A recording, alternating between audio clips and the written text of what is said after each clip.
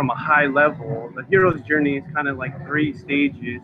They call it like separation, initiation, and return. And it's a pattern that I think it maps very well onto travel itself. Like, so if you're taking a big journey like White did, or like I have, like Brandon will be very soon, you're separating yourself from like the people from your family, from the place you grew up, and from what you're comfortable and familiar with.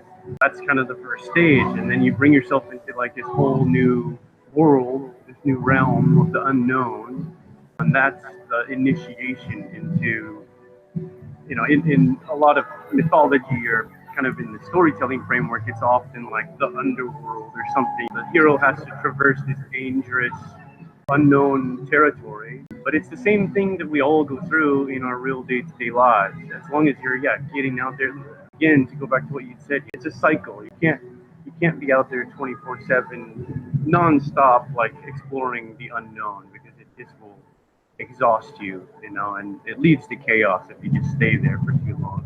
But so that's why there's the return. You always, in some sense, you come back to, whether you come back home, even just for a visit, or you turn around and you take an opportunity to process and integrate everything that you've experienced, and hopefully, share it with the people that you care about, people in your community, in your business, in your family, whatever. So yeah, I think that some of what you had described about, especially the early stages of you having to, almost being forced maybe to like separate yourself from the people that you thought you were going to be spending time with, maybe, but also like, that return.